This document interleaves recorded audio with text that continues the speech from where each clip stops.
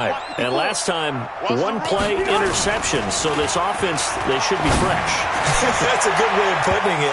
And I can't wait to see when they decide to do a play calling, because a one-play drive where you throw an interception, a lot of people think the very next time out, run the football, don't give them a chance. Maybe play action? I think maybe you go play action, show your quarterback you got a little confidence in him, and let him fling another one. To throw on 2nd and 10. Rivers. And he knocks the ball away, and it falls incomplete. The safety, Keanu Neal, there to knock that one free. Brandon, at least there's one bright side to that incompletion. What's that? It wasn't an interception. Wow. You're a nice guy. That was kind of savage. But correct. No pick, just incomplete that time.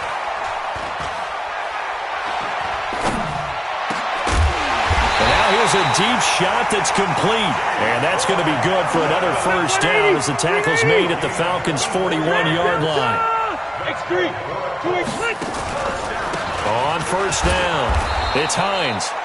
And this time they were ready for him as they'll stop him right at the line of scrimmage. They've called his number a lot this afternoon. You wonder how much tread is left on those tires. We certainly do, but I always think back to one of my favorite coaches in the NFL, and he's out meeting with his running back. This is caught inside the 15. And he gets this one inside the 15, just a yard or two shy of the 10. A gain there of 30 big ones. To throw, Rivers. That's complete to Hines out of the backfield. It's a gain of 5 on the play, and it'll make it a 2nd down.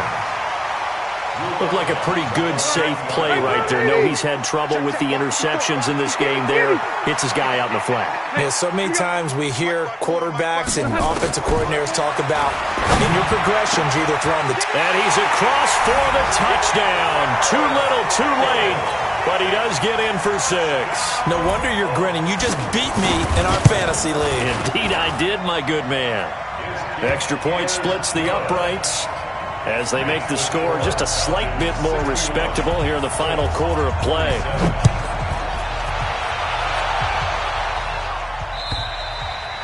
And this will be a touchback as that sails over the end line.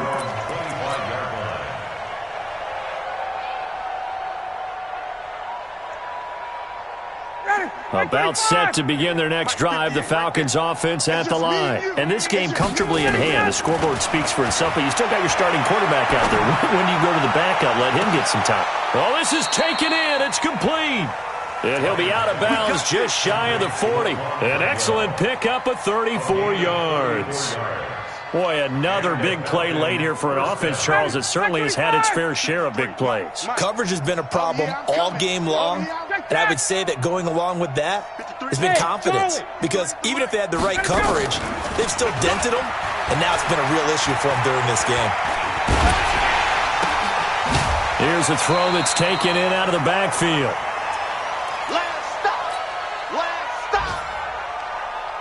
So it's Falcon football as we welcome you back. They've got a 2nd down now as they look to salt this one away. Oh, look at this. Ryan's going to throw it. And he's going to be intercepted a 3rd time.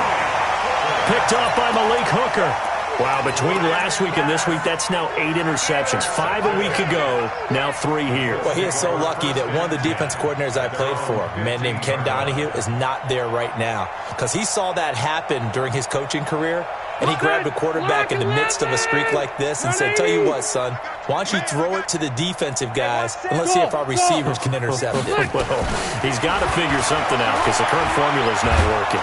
And he goes down. It's a sack. They get him back at his own 3-yard line. Credit that sack to Dante Fowler Jr. That huge loss on the sack makes this job much more difficult. It's now 2nd down. And my goodness, another interception. Picked off at the 16. And he will take this down to the 10-yard line. Yet another interception, and I just had to double-check my math. But it is now 8 between last week and this week. Well, I just used a calculator. I didn't worry about double-checking it. But the thing that always throws me when you see quarterbacks in this type of a bad spot They're trying to figure out what they can do to change. And he will get into the end zone. It's another touchdown. This thing is ugly. No going for two. They'll kick the point after.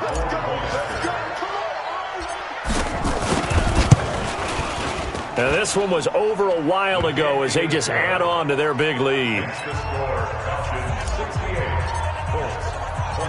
Set now to kick this one away, and off it goes. This will be fielded at the 6. And he'll take it up past the 25 to the 26-yard line.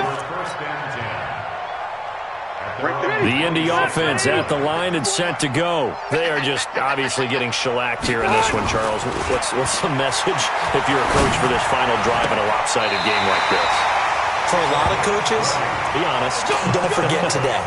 Don't forget what has happened out here. Yeah, use that as ammo going forward. Exactly. Take a great look at that scoreboard. Realize how poorly everything went for us today. Coaching, playing, the whole deal.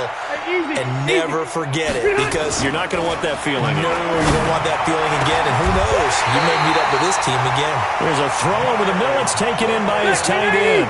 A really nice gain of 25 yards. Rivers now to throw on first down. And now here is another interception. Picked off at the 11. And he's got daylight. It's a foot race. And he will score. Touchdown, Falcons. Defensively, they've had their way in this one. That pick 6 makes that scoreboard even more lopsided. I remember talking with a guy in the league, and I said, what do you do when the game's like this? You know, it's pretty much over. You ready to go to the bench and hang out? He said, oh, heck no. I want to stay on the field. I might get some stats. I might get a pick or two. You like being out there at the end of these wide margins. When they have to throw it, that gives you more opportunities to go get it. This will be fielded at the 6. And he'll get it up to about the 26-yard line, just across the 25. Here we go. Their own 26-yard line. The Colts come to the line, ready to start their next drive. Let's just be frank. They're playing for pride at this point. That's all that's left, because victory, not a chance now.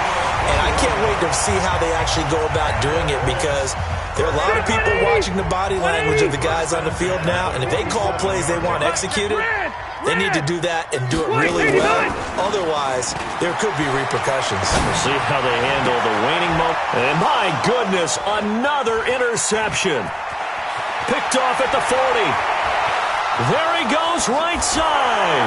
And he will score. Touchdown, Falcons. And a great return as they're finally able to take him down. Charles, we've seen them target one of their main weapons time and time again.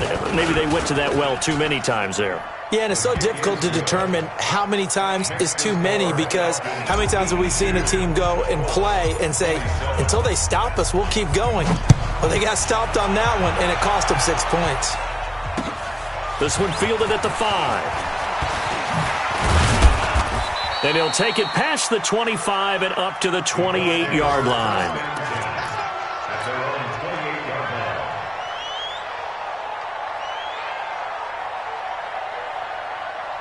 The Indy offense at the line and set to go. This is just an exercise in futility. Do you even bother running a play here offensively? I wouldn't, because now is not going to erase what's happened during the game. So after it's over, you're going to go to the film, find out where the game was really lost. But this is not a situation now where you're going to make up for anything. We'll see what they do here. A big offensive explosion help leading them to victory. And the defensive guys, they're just saying, hey, put those points up every week. We'll just keep winning. They will gratefully accept them, won't they? It makes their job that much easier when they're scoring that many points. Allows them to play with a totally different style and a different flow. So for Atlanta, they're season, and they will head